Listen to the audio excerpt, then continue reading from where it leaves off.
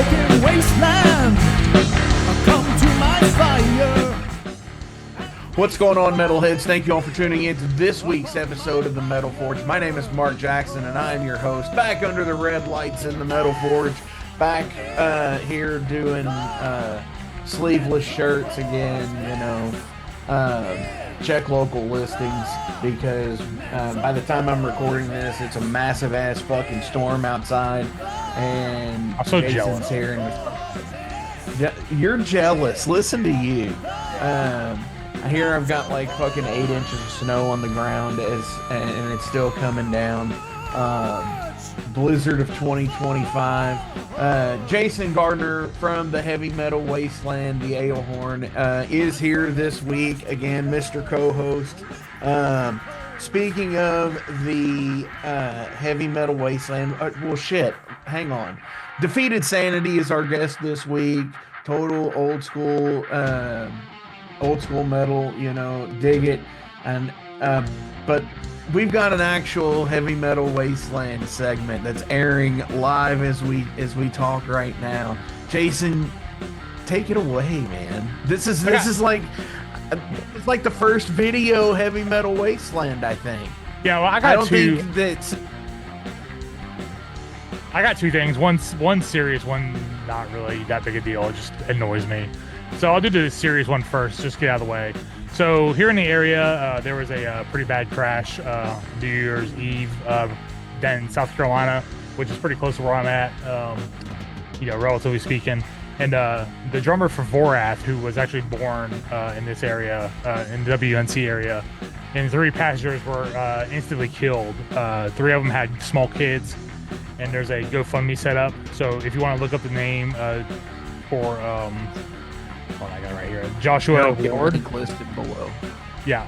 Joshua Ward is the drummer for Vorath, and his passengers were Audrey Maris Ross and Amanda Lynn Leroux. And there's a 4th person whose name I can't find. But there should be GoFundMes for all 4 of them. So if you can spare a few bucks, it'll definitely help out with like the kids at least. Because by the time this airs, the funerals should have happened already. So. Yeah, it sucks, and you know, the piece of shit who did this name is Nicholas Shane Meeks. So if you want to send some prison mail with some like fresh feces in it and shit, feel free to send him your worst stuff. Yeah, because he fucking deserves it. Anyone who drinks and drives, you know, when you're that fucked up, it doesn't deserve second chances, in my opinion. And if he had a second chance, he wouldn't have done this, because this was his second offense in less than a year. Going 100 miles an hour.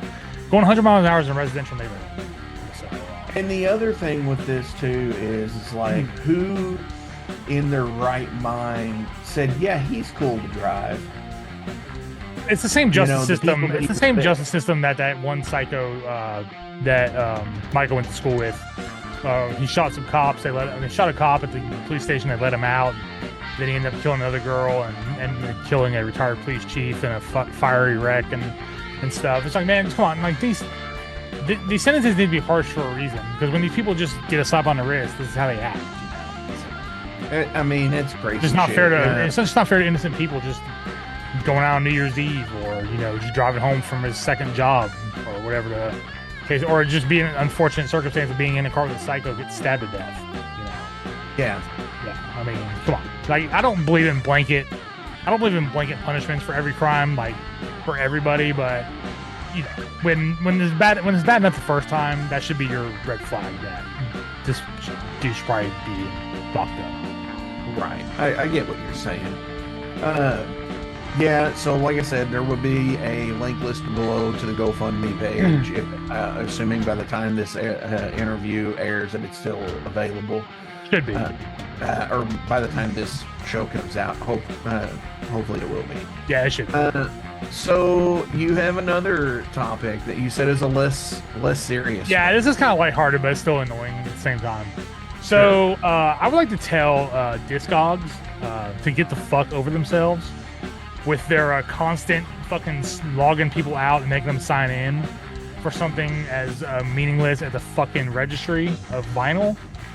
Like, I don't have this many problems with shit that actually has a social security number on it. But for some reason, Discogs is always thinks they have to be safety oriented, and I always have to log in this fucking shit. It pisses me off to no end. All I want to do is add one goddamn record I got for Christmas, and here I am fucking logging in, doing fucking verifications, all this other shit. Like, dude, Discogs, get the fuck over yourself, and just fucking keep me logged in on my goddamn phone. That's all I ask. I mean, seriously, that's too much to ask, you know? You're not wrong. ASCAP is the same way. I wish ASCAP would let me stay logged in, at least to one of my accounts, whether it be my publisher or my writer account. Right. But no, they're the same way, and they're always like, oh, two-factor authentication and shit like that. And it's like, motherfucker, I just want to check the 19 cents of royalties that I'm getting against this shit. You know, fucking. At least the ASCAP, though, you have to put your social in, you know. Oh, do you have to do that at Discogs? No, that's all I'm saying. Why do I gotta log in every time I get on this fucking app? Oh, just to log a fucking record, you know? Yeah, I'm the old school way with this. I keep especially for like the 200 disc changer, I keep a pad and paper with what's in what slot. Right. But I don't really just keep an online registry of what I have. Maybe I should, you know. But then again, you know, I have a ton of digital. Yeah. I mean, you can do vinyl, CDs, and tape. Anything has a barcode, basically. Sure. The only thing I don't like is... The reason why that is so they can pinpoint lineage of copy. Mm-hmm. Like for example, like the green version of Ride the Lightning from France. Right. So they have the barcodes for that and so on and so forth. They know that whatever barcode is, they know where it was printed and what market it was released. But it's so wild to find like South American copies of old school Metallica things in like used stores, or old school thrash that are like these weird like European or South American prints that have found their way to like thrift stores in America, which is so wild to me, and I love that shit. Yeah. There was I had a book one time, and it was the complete works of Nirvana is what it was. And I bought it at a used shop because I was just like, you know, this looks pretty cool. Because it had like all of the notes that Kurt had written about like the math of like, okay, it's going to take us 13 reels of tape to record this 30-minute album. And like he had it down to like the last sliver of tape being used type shit. But it also had the lineage, like all of the barcodes, like check out like 86309P. And you know what I'm saying? It had like the thing in there where it would show where it was printed at and how many of them were printed out of that factory, and just all this weird like knowledge. Right. Yeah, I know what you mean. But actually, the bad part about the Discogs barcode stuff is like they still don't tell you which one you have. You have to like go through the options until you find the one you have. So basically, it's just like a shortcut to that listing, and then you have to go through the listing of all of the variants and choose the one that you have. I will say this: if they are big enough to be on the Metal Archives, you can do the same thing there, and probably find it faster. Seriously, go under there, go under Metallica, look at Kill 'Em All. It will list every print of Kill 'Em All that was an official print. And it goes from the original print in 1983 all the way until now. To like the remastered shit that just came out a few years ago with the box sets. Right. And if they've done any remasters or reprints since then. I think they did a Digipack only print or whatever. But yeah, I see what you're saying. That's stupid that you have to do that. The comic book shit's the same way though. Like when you go under comic registry and shit, because especially like when you get to like a book that they're gonna run 1,000,000 copies of, Right. like Spider-Man number 800, and they have 29 different variant covers and shit of different artists, and it's like numbers, variant cover A through, and then it's like double A, double B, double C, double D. Right. Hang on, wait a minute. We just turned into a different show all of a sudden. That red light must have done something to your train of thought or something, you know? It did. I mean, maybe I need to watch 48 Hours after this. Maybe. Have Eddie Murphy screaming into the jail cell just like he did. So what else you got, Jason? I mean, we're a couple episodes into 2025. Blizzard of the year here for me. You know, you're jealous of the blizzard. I'm sorry. We could trade places for a couple of days. I mean, I only like blizzards the first time it happens. Once the snow trucks hit it and it fucks everything up, it turns all nasty. I don't really care. But that first day when it's just like undisturbed and everything, and everything's like quiet and shit, you know, it's like that's my shit right there. But the second day after it starts getting grody, it's like, yeah, I'm good. Oh yeah, when it's like nasty brown snow. Yeah. Once the salt trucks hit it, that's about it for it. But yeah, that's the nastiest stuff. So I am probably getting what's considered a blizzard for you. I mean, we've had feet before. I mean, I've lived through a blizzard back in '93. We got like 4.5 feet.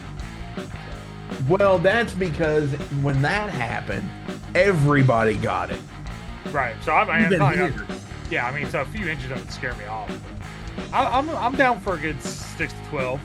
Yeah, that's about what we've got here.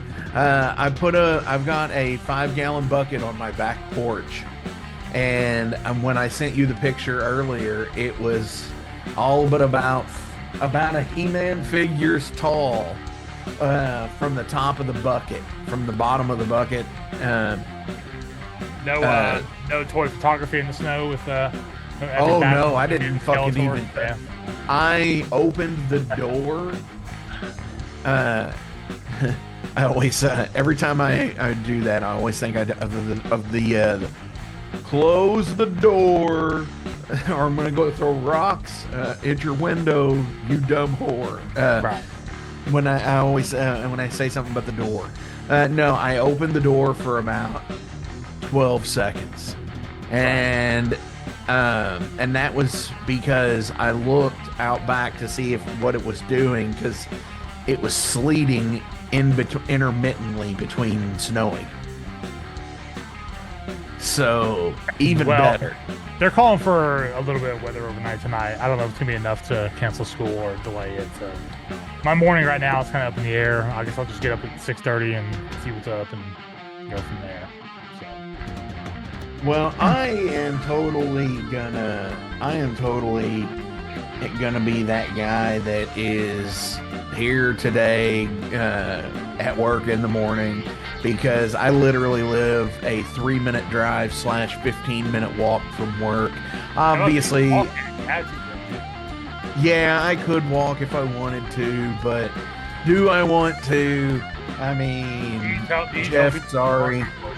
Sorry in advance and in the past, that if I don't show up tomorrow, no, I'll show up, because unless he texts me, I'm pretty much there. Have you told everybody how close you live, or? Oh yeah, they know how close I live. See, that's something I wouldn't say to use that to my advantage. Like, they don't. I guess they can look at the address on your fucking application. Yeah, but I didn't have an application. I've worked there before. Gotcha. Oh yeah, for sure. So from Defeated Sanity, the 224 release. Listen to me, sounding like an old man here. 2004, baby. No, the 2024 most recent release, Chronicles of Lunacy. Totally fucking cool album, out on Season of Mist, we're going to listen to Jason. Till next week. See you then. Hey, man.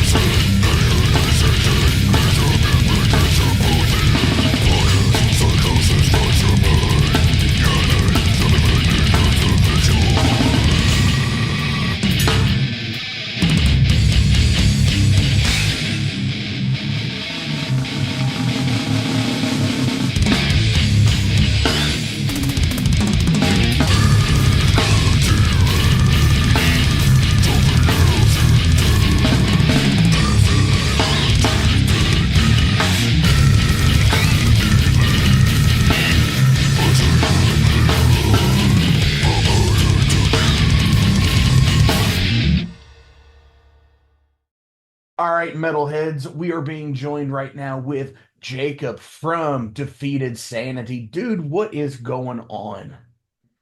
Hey, how's it going, man? Good to be here. Yeah, for sure. Actually, as we're recording this, we're a few days away from the release of the new album, but by the time this is getting released, it'll have happened about a month or so ago. Uh, and you're actually around, you're going to be the first guest of 2025. So welcome to the new Metal Forge for the Wow, new year. For the new brutal year. new year. Yeah, I appreciate you coming in.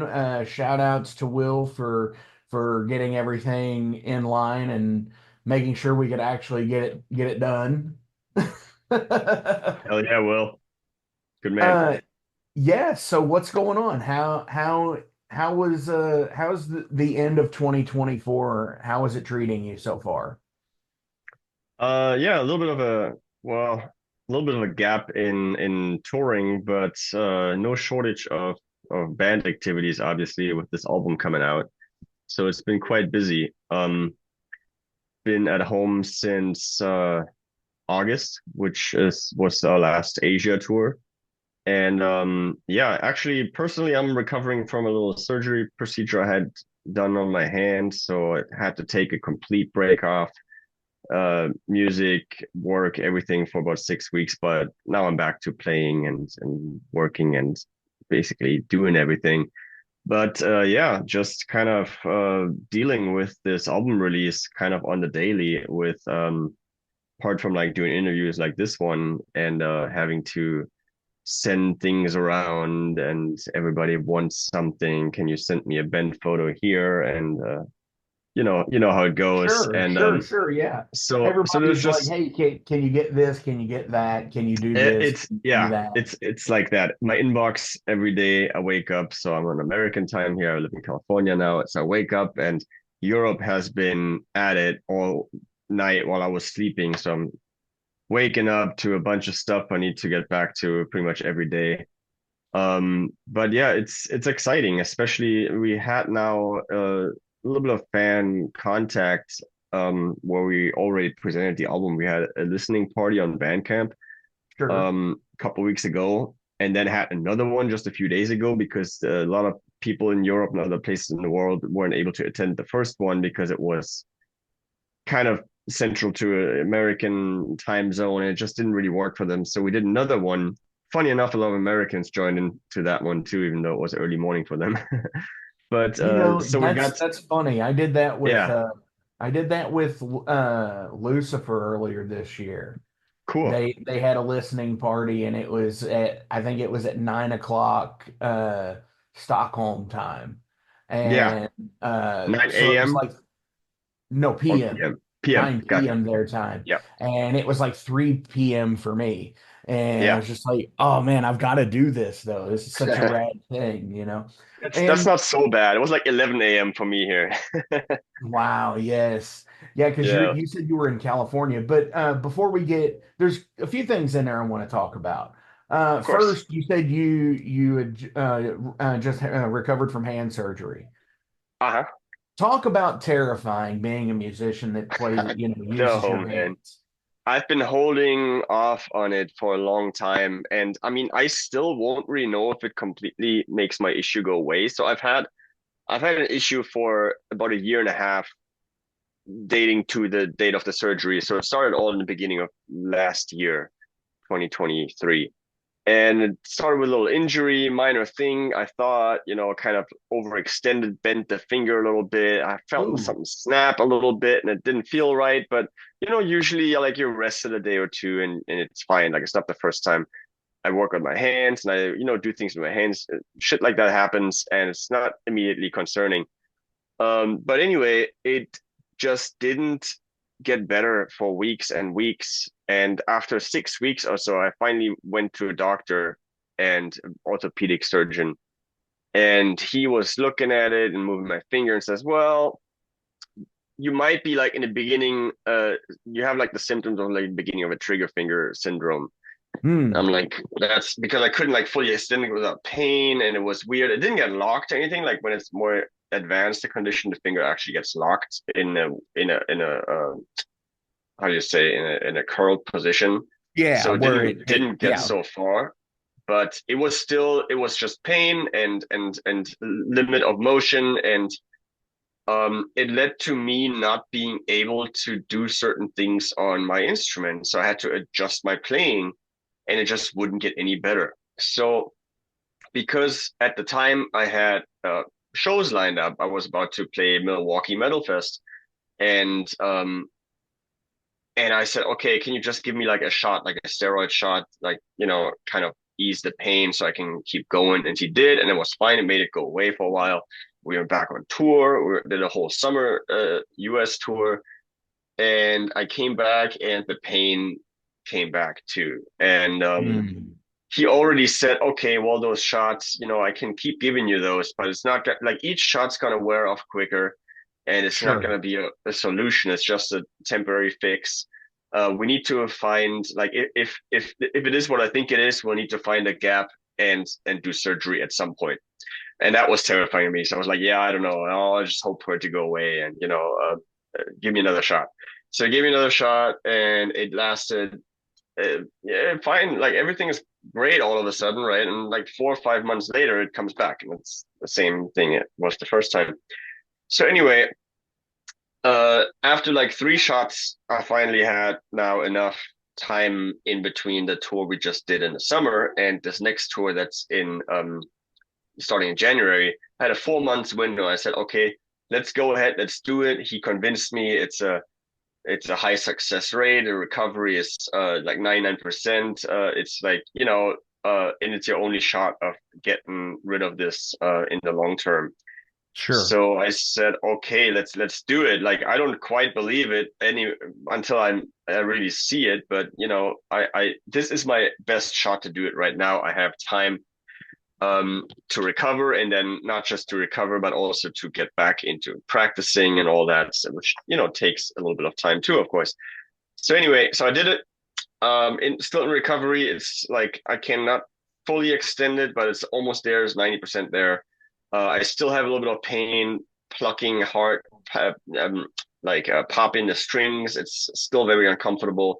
I just don't do that yet. I can finger pick just fine, and that's what I do right now for playing. So yeah, I'm hoping that by the time January comes around, I'm 100% back. But it looks like it could be up to a year till you're really fully recovered from this. Understandable. And again, that's a terrifying thing to, being somebody who you A, works with your hands, and B, such a being a musician that, you know, and playing the technical, that the technical metal that you all do play, there is a Yeah, lot going on. that So is, I think, part of the issue, yeah, honestly. and I had tendonitis Okay. in my picking hand, and Hmm. it was bad enough to where it would do the same thing. I would get the steroid shot, and the first time it's like 6 months, and then like Hmm. clockwork wore off. Luckily enough, it's been like 2 years now, and this one hasn't worn off. So Okay. That's good. that's That's I good. get hopefully, and I don't get it back and have to go to Hmm. surgery. But yeah, Yeah. it was like pulling my hand around, like I couldn't even rotate. As soon as I Hmm. get to like right here, it would like felt like somebody just twisted my wrist. It was Yeah. terrible feeling. So yeah, and Yeah. the weird thing is like it didn't affect, because I played with a pick a lot of times, but it didn't Okay. affect the picking, Right. as long as I didn't go overextend it backwards or Hmm. something. And Yeah. just Yeah. No, the body is so weird when it comes to that stuff. man, it's like I feel it's there's so many reasons. So apart from the little injury that I had, I mean, like I said, I've done things like that before. I've recovered just fine. So why did this one turn into Sure. something bigger? Honestly, I think it's a combination of aging, you Hmm. know. Obviously, True. there's always genetics involved, and surely, but I think it's aging, and it's also just the how demanding the music is that we play, where I used to be able to just pick up the bass and go at it and not worry about it. But now that I'm in my late 30s, I You had have to to warm I up. have to do these stretches and all that stuff. And I wasn't really like prepared for that. So I think that part of what made this worse is that I just have not fully yet understood until that happened, until now, basically, that I can't just do that anymore. I need to do my stretches before and after. I need to warm up. I need to really like take care of my body because this stuff we play is so demanding. It's so much workload on every muscle and every tendon in the hand. Sure. You have to just respect that and give it a proper routine. And that's one of the things that I don't think a lot of people give credit to musicians for, is how physically demanding it can actually be to stand on stage and do things, because again, technical ability aside, because that's a big Yeah. part of it too. You also, it's just like any other work environment, Yeah. making sure you wear the right shoes because the stage might feel like concrete and, Hmm. just even stuff like that because Absolutely. yeah, we're not getting any younger. No, no, you gotta take care of your body. You gotta protect your hearing. You have to kind What? of treat it Wait, like an what'd you say? right. Got to It's like do an it athlete, you anytime, man. know? It's like the joke that Yeah, always happens. right, right. No, but it's so true though. It's like you're like an athlete, and everybody knows an athlete has a certain prime, in which the physical body is forgiving, Sure. and then after that, it you have to really take such good care of it so you get more years out of it. Now, thankfully, music is not like, okay, you're 35, now it's done. You can keep doing this Right. for longer, but still, there's a little bit of that, Although I to will it. say there are some bands out there that I wish quit at 35. Right. Yes, sure, I'm not sure. gonna mention Things names, things are but shifting. I mean, you see a band like Cannibal Corpse, they're playing everything 10 BPM slower.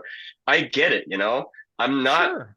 I'm not mad. These guys, like, kudos for them still doing it, but But you have to what in understand that, the regard of people like Nico, who physically, no pun intended, are now missing a few beats who is that? because of like Nico from Iron Maiden, Oh, yeah, yeah. where he Hmm. had the stroke and things like Wasted Years and the Trooper Hmm. really aren't they're noticeably Yeah. more, I would say more than 10 dB slower and stuff. So they're Yeah. That's I tricky, mean, man. so it's like, where do you draw the line Right. on if it's like one or two songs out of a 50-year career? I think it's doable still, but there are Yeah, I some mean, people out there that are just, I don't know. And everybody throws that up on Lars. Let's just say that. right, right. Lars is obviously the first one that comes to mind, but I think with Lars, Sure. is his drumming was never so physical that there's an excuse that he can't do this at 50 anymore.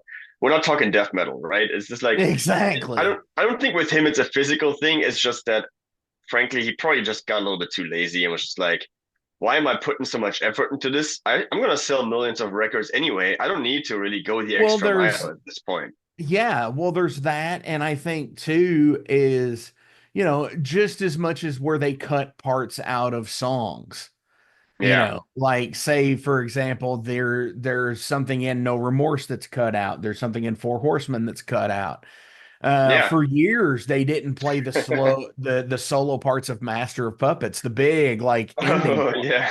They only My did God, the how can you first not half of the play that song. part? That's Sure, Yeah. but I mean, no, it sucks for the fans, It it sucks for the fans. does. It does. And I guess that's the thing where you got to draw the line where if you're in that situation, I guess, where it's like, okay, Yeah, maybe I shouldn't do this anymore.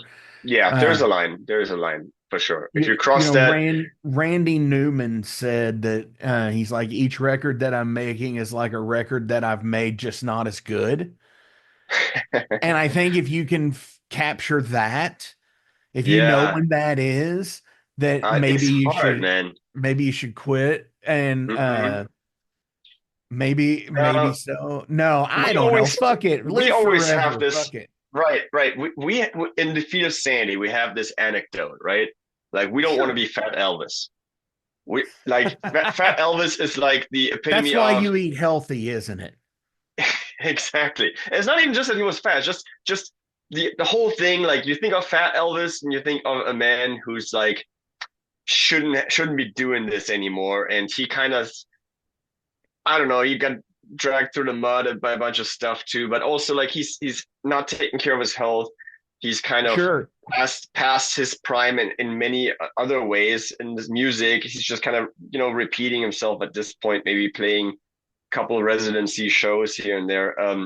So anyway, that's like, for us, it's like the anecdote, like, okay, we're gonna stop before we become Fat Elvis, essentially. So And that's our line. But how do you know? How do you know when you're on the inside, not on the outside, right? is Metallica Fat Elvis at this point? Yes, 100%. Me, yes, 100%. They're playing. Kiss They're definitely playing. Kiss was definitely Fat Elvis 40 years ago. Oh yeah, of course. I mean, all these guys are living off of fame from 30 years ago, and that's exactly what it is. That's the Fat Elvis syndrome. Sure. It is. And you're absolutely right. And that's one of the things that I say that like they don't metal is very cannibalistic in the sense that they once you reach a certain echelon in playing that bands they cease to take out newer bands. Yeah, And that's really been a thing, especially over the last 20 years. Bands they don't get recognized like they should anymore. yeah, it's true. Especially when it comes to you looking at festivals, headliners at festivals. Sure. Um, it's rather a band that had like two albums in the 90s than a younger band who's been like going at it for, Yeah. so much time and probably outselling those older bands at this point. But it's just you have to kind of have that old name fame to be headlining festivals of a certain size. That's kind of the truth.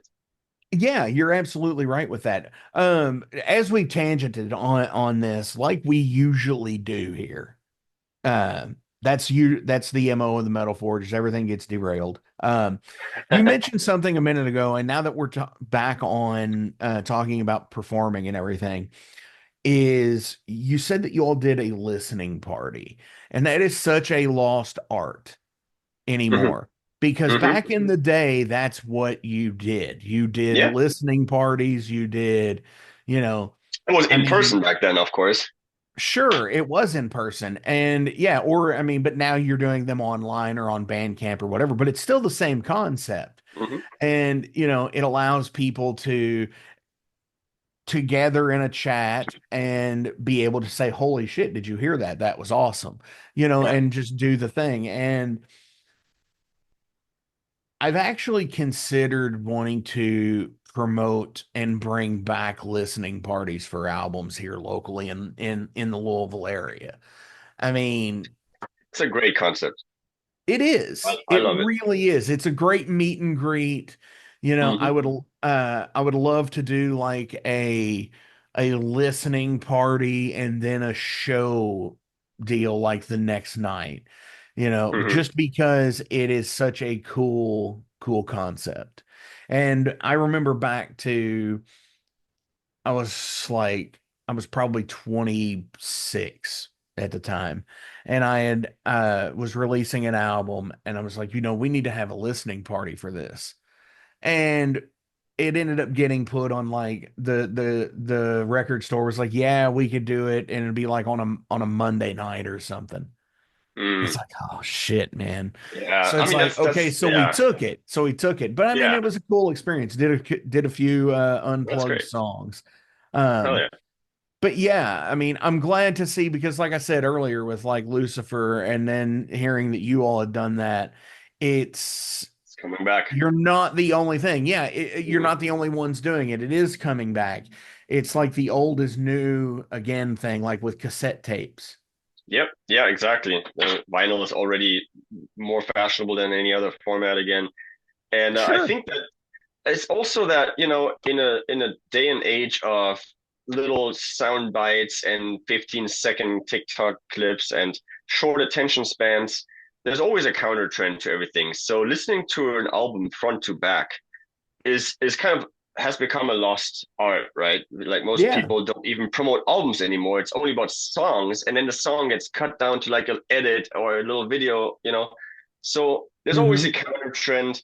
So I'm sure that just like with tapes and vinyl and other kind of lost and forgotten things that have a renaissance, that listening party could have that kind of renaissance because people now appreciate, okay, an album is a piece of art as a whole, and you need to hear it in context. So yeah, No, you're absolutely it could make right. a point. You know. And that's one of the things that I've always tried to do with my music career is where I've tried to tie together as much of it as possibly can because it is meant to progress that story. Yeah. Whether or not things might be taken from real world instance. I Yeah. think we all put stuff through the musician grinder, and we add our own spin to reality. It's like Hmm. art imitates life, Yep. or life That's true. imitates art, or something like that. One of those I things. think Um, it's like first one. I think yeah, life Either imitates way, art, something like that. it's a snake Whatever biting it its is, I'm tail. not Yeah. exactly. It's the snake eating its own tail kind of thing. So, what does 2025 look like for Defeated Sanity? 2025. So we're starting off strong with a headliner tour in Europe, which is gonna be a release tour, full albums gonna be played, plus some old songs, of course. And we kind of owe it to Europe because we haven't toured Europe since pre-pandemic. So during the Oh, entire wow. years, I know it's crazy because when Sanguinary came out in 2020, there was no touring, and then it was in 2021 and in 2022, it was still hard to tour in Europe because of there was still like some remnants of COVID related regulations Sure. and crossing borders. So United States was easy. Once you're in the country, you can cross state lines and you can play a full tour. Europe was not there yet. It took longer. And then we started playing shows in 2023, but just a few one-offs. We still didn't tour in Europe, and then kind of we were already working on the new album. So anyway, long story short, the first European tour since 2019 is finally happening, and it's going to be with To Violently Vomit, formerly known as Disgorge, also Putrid Pile, and a bunch of support bands that are rotating, like Iniquitous Savagery, that are sick, Asylum, Stranglewire, and who am I forgetting? Forgetting someone. Uh-oh. It will come to me later. Anyway, so it's gonna be a blast, and then from there we're moving on to a Latin America tour, which is gonna be in April, May. That's gonna be another headliner. Or taking Cenotaph out for that one, from Turkey. They're gonna be with us, and then probably some local supports. Hitting mostly, yeah, everything from Mexico down. We're starting in Mexico, and then all the way down to like Chile and Argentina. And Hell yeah. yeah, I know I'm really excited because we've underrepresented Latin America always, unfortunately, and finally we're catching up on that. Next up, another Euro tour. Some festivals have been announced already, and Brutal Assault and Dortmund Death Fest and some other ones are going to be announced very soon. But it's going to be a full summer festival tour with some headline shows in between. And then last but not least, and I can't say too much about that one yet, but there's going to be a US tour. I just can't say, I can't reveal anything else, but there's going to be a US tour in the fall of 2025 as well. Hell yeah. Yeah, I mean, a pretty damn stacked year as it is. So, I know it's busy. hell yeah. So, I'm going to do a new feature here on the Metal Forge. We're going to play a song in the middle of the show here. So, from Chronicles of Lunacy, what do you want to play going into this break? Oof. Man, that's a toughie. So considering there's a few songs that are already out that people have already heard, let's pick one that people have not heard. And I would pick A Patriarchy Per Verse. Ooh, here you go.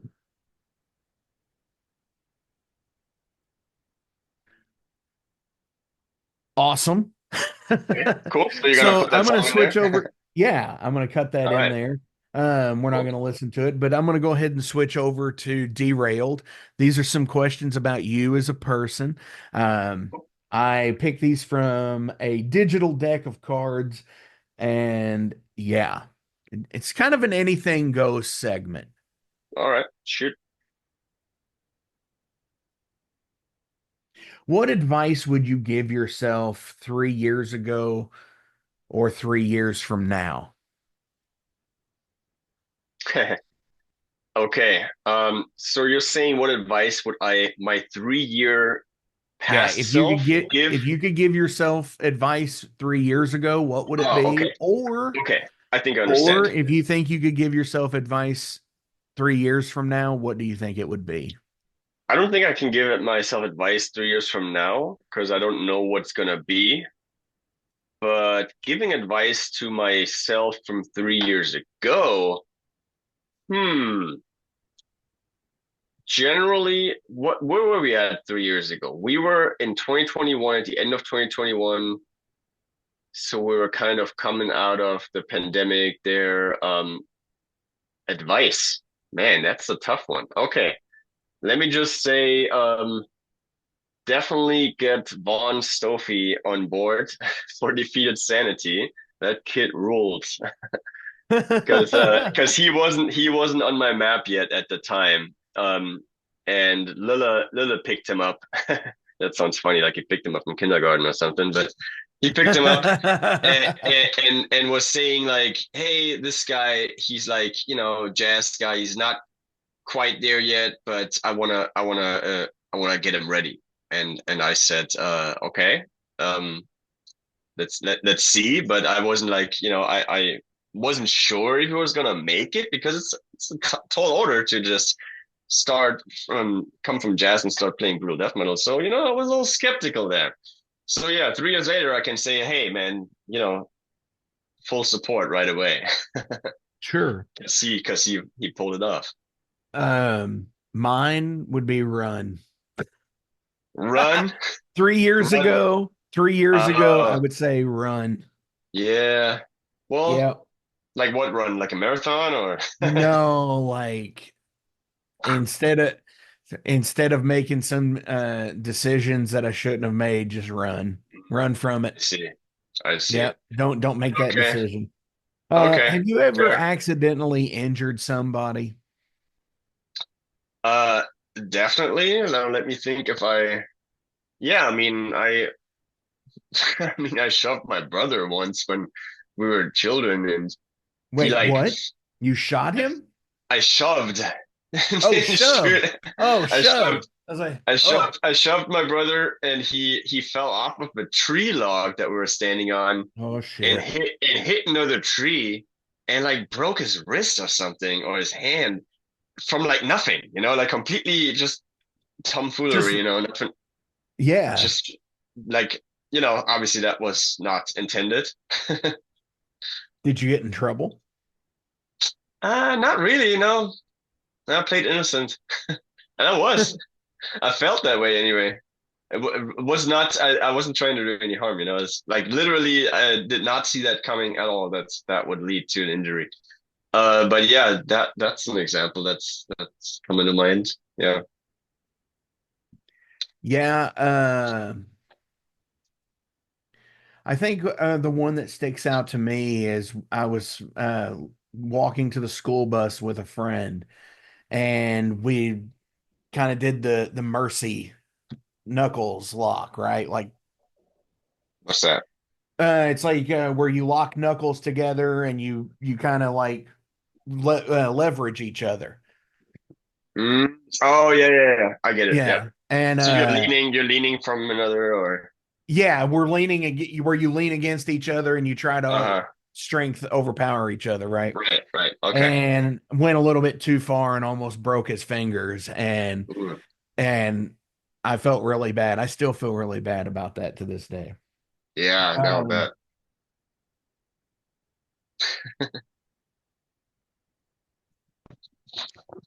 Sorry, bringing up another question here. Uh-huh. If aliens attack, what would you do? What would I do? Um, well, I would probably. I mean, if they're attacking, then I guess it's already assumed that they're not friendly, and that there's not necessarily a chance of trying to communicate or cooperate at this point. So what would I do? I'd probably run to the woods and Sure. just kind of, I mean, what else are you gonna do? It's fucking aliens. Just Right. hide It's like somewhere. yeah, you know the terrain or you know what's here Yeah, at find a least. cave or something. Yeah, you know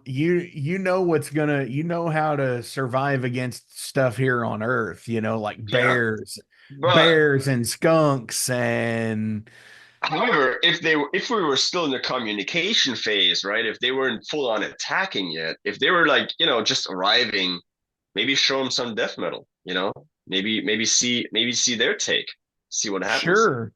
Like in Mars Attacks, maybe it's the death Yeah, metal that pops their maybe it, heads. maybe that's the secret weapon that That's could also be it. true. Yeah. Or God, they just fall in love with it so much that they're like suddenly worshiping Morbid Angel and Cannibal Corpse and we're like gods and to them, death, yeah. and Death and all these bands. Yeah. Do you think they would get mad? It's a little side note here. Do you think they would get mad over tribute bands? Yeah, like I Am Morbid and stuff, or like the Yeah. yeah, Yeah. Do you think they would yeah, get they mad over stuff like that? Like musicians tend to get mad over they cover could, bands and tribute but then bands. but then they would also have to get mad over like graveyard classics and stuff like that. They would have to get mad over Saint Anger, they would have to get mad over a lot of things, and they should. I could see aliens getting mad over Saint Anger. I mean, really, I could. If anything, I'm they'll lose all respect for us as a race, as a species. They'll just terminate us right then. Dude, so recently I watched a Tama video with Lars on it, Oh yeah, and he's going through his drum sets over the years, reminiscing of like, oh, this was on the Justice tour, this was on the Black album, this was on this. yeah. And They showed the Saint Anger one. they did. And he said, this one actually has my first ever signature snare. Oh my God. Is it true that they didn't have a resonating head on the snare? That's why it sounds like shit. I never. I think it didn't have the resonation head, and I think it was Uh, tuned so tight, yeah, and the snares, I believe, are off on it. yeah. There's no snares. It's just going, going, going. There's no Yeah. nothing. Yeah, Clong clone. is what I call Mhm. it. Yeah, Um, hollowness. yeah, I mean, honestly, maybe that's the reason why aliens have left us. Yeah, that's the reason why they're not. They Yeah, said they've Saint given up on Anger? us. No. Fuck that. Yeah, No, abandoned ship. definitely not. Um, when was the last time a movie made you cry? Hmm. Just think that I actively remember a movie made me cry. See, I'm really bad with my feelings, as you can tell. I suppress them. Um, I mean, I definitely cried when I saw Schindler's List the first time. I remember that. But that's so long ago that can't be the last time. That's a tough Sure. one. Yeah, I Okay, I'm mean, gonna I'm gonna just say something really embarrassing here. I'm gonna completely embarrass myself. go And for this it. is That's this what is this is this all is about. this is a secondhand memory. This is something that my parents would tell me that I did and would like I don't want to say make fun of me, but maybe a little bit later on. So when Sure. I was like 4 or 5 years old, we went to the movie theater and we saw Beauty and the Beast, and apparently I cried my eyes out. No. That's one. Damn. Um, and that's not so typical because I don't really like, yeah, like I said, I don't really get all that emotional during movies oftentimes. I guess I dissociate enough from the pictures. Um, but yeah, no, I remember that. You know what? I mean, there's a bunch of movies like that, like Schindler's List. I think The Pianist definitely gave me some Mm, watery eyes for sure. sure. Um, yeah, Life is Beautiful is another one of those movies, World War II related movies that's really really heart touching. Yeah, I tend to get the misty eyes on, when it's somebody who dies unjustly in a film. Yes, of course, yeah. It's Yeah, usually that's where is mine usually somebody. come from. But then Mhm. again, I don't know if, the sociopathic thing kicks in, and when it's somebody who really is justified and they finally get it in their way in the film or whatever, it's like, That usually yeah, feels good. you motherfucker. You had it coming.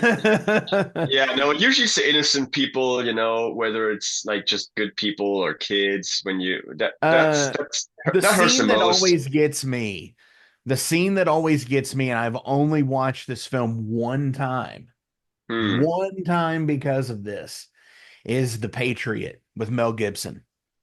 Um, okay, I'm not too familiar with that movie. I know it exists, and I think I've watched it. It's a There long is a time scene ago. where Jason Isaacs Hmm.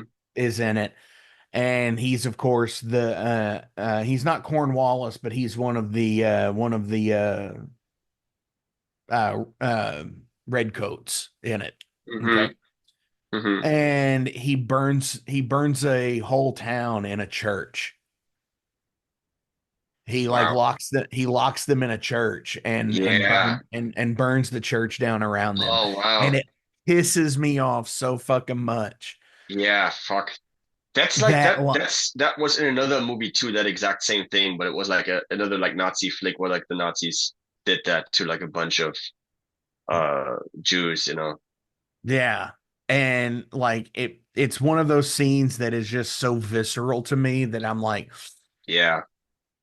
and Yeah. I yeah, That's and I mean, and it is good filmmaking. If it really touches you and gets your eyes watery, it usually means that they successfully made you connect with these people.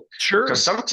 sometimes I watch movies and I feel like I should be really like feeling more sad, but it's just that the movie just didn't do a good job selling me these characters as actual human, with an actual human connection, not just a bunch of actors on a screen, right? So Sure. they have to make you forget that you're looking at actors. They have to make you forget that this is a film set. Because like I said, sometimes I dissociate from the movie more so that I know, okay, like I know I'm watching a movie, but you have to Sure. forget that you're watching a movie, right? And that's when you can really get drawn And in. that right there is exactly how I perceive music. Yeah, interesting. I look past that this is a guy or a girl or whoever playing an instrument and listening to the musicality of what's going on and get transported into it. If I can lose time in something, then Mm. it's amazing. Yeah, I If mean that's the it best. Yeah. Yeah, and recently I have, there's been a few albums I've in at least in 2024 that I've got that are going to be on the list for this that were on the list for this year that it had done that. Mhm. And Which ones? it's just an amazing thing. So, What's that? which ones Did you would you say? I can't give them all out yet because Okay. that episode hasn't actually aired yet, but I do know so for example, Sun Raven from Grand Magus Mm-hmm. Okay. came out this year and is completely, to me anyways, an immersive album. So, And Grant I Magus, is that like a Doom kind of band, they are, yeah. They're kind of right? like a Yeah. power doom, like Mm-hmm. the sword, Mm-hmm. kind of like that. Okay. Well, I'm gonna check it out. Yeah. So I have one more question, but before we do, always links are listed below. So please give likes, shares, and follows. Go do the things and all the stuff. Go buy merch, go see on tour, support in any and every way you can, because that's where it fucking matters, is pushing your faces against the fucking speakers and blowing your brains out, as Ian the Shark would say in Airheads. I love that Oh film yeah, too. it's a great movie. Um, Yes. it is. It really is. I mean, it makes being in a band fun. It's almost Yeah. like this is Spinal Tap for the 90s. Yes. Really is. Yeah, And for sure. just as much Got as the appeal. films like Metal Lords or this is Spinal Tap for um uh the 2000s and the 2010s, these generations. But yeah, total fun stuff. Dude, Jacob, do you have any shout outs or anything else you would like to promote today? Um, Shout outs. Well, just 2 days. Well, no, when you're listening to this, the album's already gonna be out, so I can't really say that. But anyway, I hope by now you've heard it and you like it and you think it kicks ass and you wanna come to a show and start a mosh pit. You'll be our guest, and maybe if you buy a T-shirt or a CD, then it pays our mileage. So Yeah, for sure. anyway, just hoping that yeah, I can see a lot of your faces on tour very soon. Hell yeah, definitely, dude. Again, and thank you for coming to the Metal Forge this week. This has been awesome. My final question of the day is, do you think the benefits to sending people to space outweigh the risks? I think that they might, but that's a very personal question because the people who are being sent out to space, they would have to answer that, obviously. So if Sure. somebody was to ask me, hey, we have a 1% shot of saving mankind, stopping global warming, whatever, but we need you to go to space and so it's a 1% chance that you're going to save mankind, but there's only a 20% 99. chance that you're gonna survive or less or whatever. Would I Wow. do that? Probably not, personally. But if That's a somebody, lot to right, to get. Yeah. right? I mean, it's like how much, the risk and the reward, how much correlation does there have to be? How much I mean, if you're risking your life, you want the reward to be pretty certain, right? You want to know, okay, let's just say like Armageddon. Yes, you're gonna save the planet, but you're gonna have to die, and then you're gonna be the hero if you do it. But I mean, you're gonna be the hero anyway, but nobody will remember if the planet goes to shit and everybody dies and you died Sure. up there, whatever. Yeah, like you It's couldn't such get a like the job couldn't get done. Yeah. it's such a theoretical question. I think that for some people, that have the thrill and the adventure in them, that they kind of want to explore it for themselves, it might be worth any risks. But for somebody who has no interest in, going up into space, like most people, I would imagine, wouldn't want to put themselves into that situation. It would be hard to convince them that, that there might be benefits outweighing your loss of life. I'm not sure. But yeah, I don't know. It's very theoretical. Very theoretical. I'd probably be the one to say, you know what? Get me the Send fuck me. out of here. Send me, get me the Yeah. fuck away from here. Like I've looked up Yeah. places to vacation that are most secluded in the United States. Okay, well, that's Um, a little different. yeah, that I is. mean, sending you to Yeah, Mars is like, I don't know, man. It's like sending you into the Sahara Desert without water. It's like that. Good luck. Um, exactly. It is. Um, but yeah, you're totally right on that. So, dude, Jacob, again, thank you so much. This has been an awesome conversation with you. On our way yeah, out thanks for today, having me. we're gonna do another song um, from your career in Defeated Sanity. What do you want to play? So we're talking about an older song. Anything you want. Okay. Let's go with the deep cut because, just because, and let's go with the purging from Passages into Deformity. Hell yeah, you heard him. This is the purging. Hell yeah. Yeah.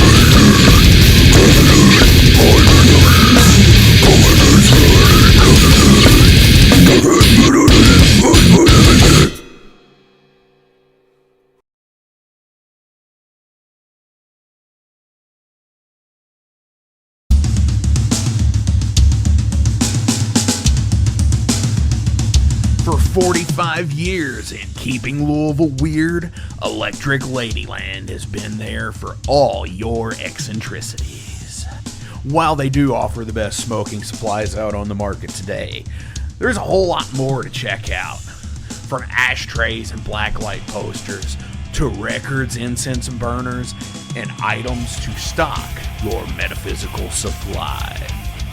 They are open from 10 to 10, 7 days a week, located at 2325 Bardstown Road in Louisville, Kentucky, and at electricladyland420.com. Roll out.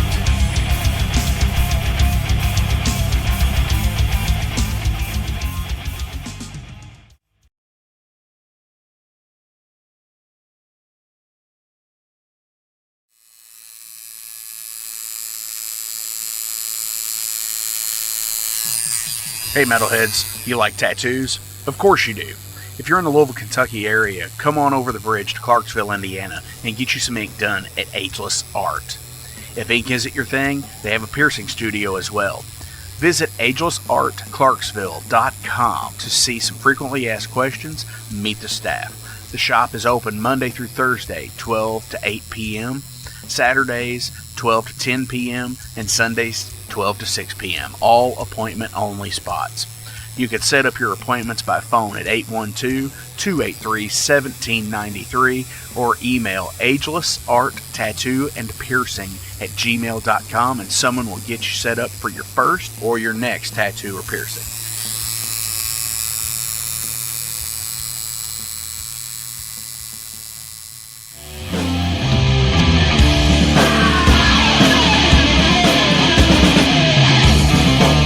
Hey metalheads, after going to a rager, what's your ultimate go-to? Mine is totally pizza.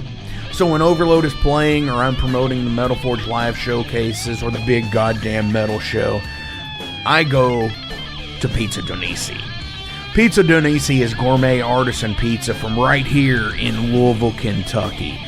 It features things like the pizza of the month, the sandwiches, and also vegetarian and vegan options, which is so totally fucking cool for all of it's awesome pizza. You definitely want to go. Hey, and also from time to time they do cannolis. Oh, so fucking good. You know what they said, man? Leave the gun, take the cannoli. Yeah, just like that in Godfather. They're located right next to the Mag Bar at 1396 South 2nd Street. So either stop in or call in at 502-213-0488. They're open till midnight. The witching hour.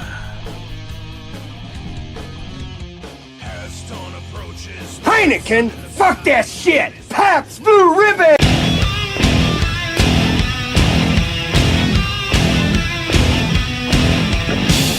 Hey metalheads, you all hear me talk about Mag Bar all the time.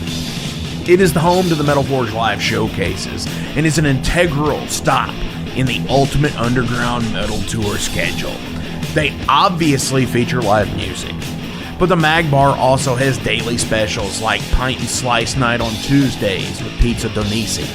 But they also do Bring Your Own Vinyl on Thursdays with DJ Kent Jackson, and Finer Things Sundays. Located right next to Pizza Donisi at 1398 South 2nd Street, open 3 p.m. to 4 a.m. 7 days a week. Get your asses out to the Mag Bar. Rock out.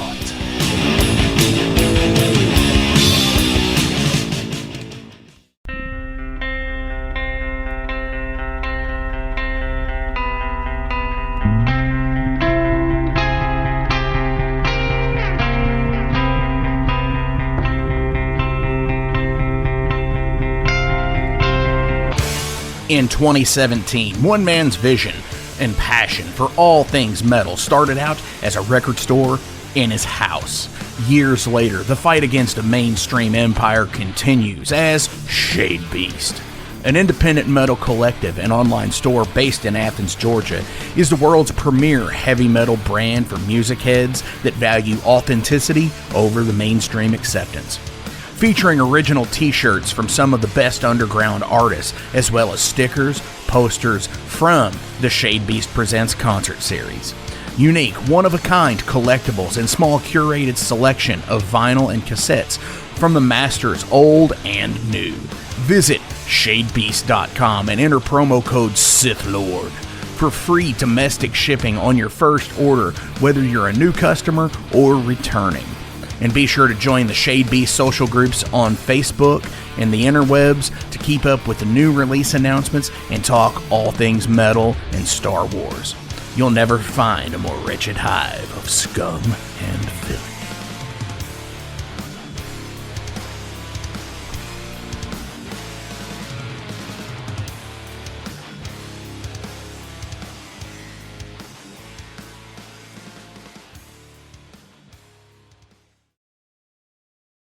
Welcome to the night.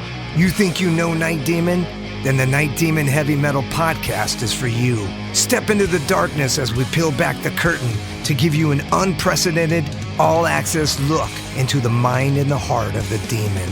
We're talking band history, song analysis, studio anecdotes, stories from the road. It's everything a diehard Night Demon fan could want and more. This is the only place to learn the inside scoop, the deep dive trivia, the untold tales from the band members themselves and those closest to the Night Demon story. Need more? The Sacred Night Demon Crypt will be pried open to reveal demo recordings that have never before seen the light of day, all with in-depth commentary by the band and the people who were there for the writing and recording process. This is a gold mine, a treasure trove of all things Night Demon. Head over to nightdemon.net or wherever you listen to podcasts.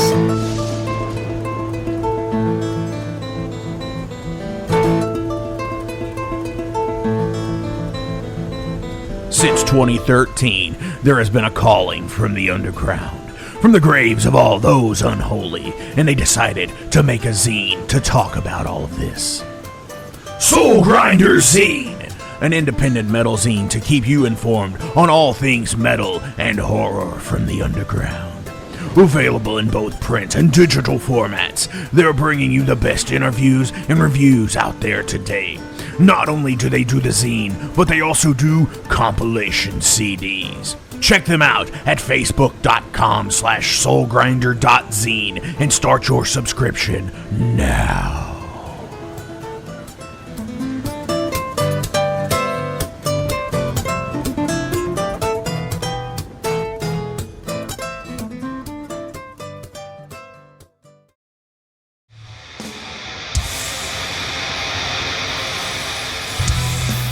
Hey everybody, let me tell you about the new sponsor to the Metal Forge, Unchained Tapes. They're an independent Pennsylvania tape label. They focus on extreme metal and punk with a killer approach to the tape scene. Visit their web store at unchainedtapes.bigcartel.com now to get your fill of tapes. And for being a Metal Forge listener, enter the code METALFORGE10 at checkout to get a 10% discount on your total purchase. That's unchainedtapes.bigcartel.com.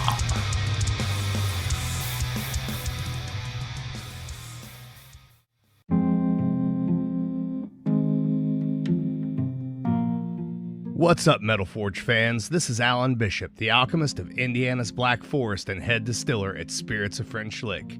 Do you find yourself drawn to the unexplained, fascinated by the Fortean, or enchanted by the paranormal? If the things that go bump in the night resonate in your mind, then tune into my brand new podcast, If You Have Ghosts, You Have Everything. Featuring first-hand accounts, collected stories, interviews, history, and speculation related to all things not of this world. Available now on Anchor, Spotify, Google, Amazon, and more. Set back, relax, and remember, if you have ghosts, you have everything.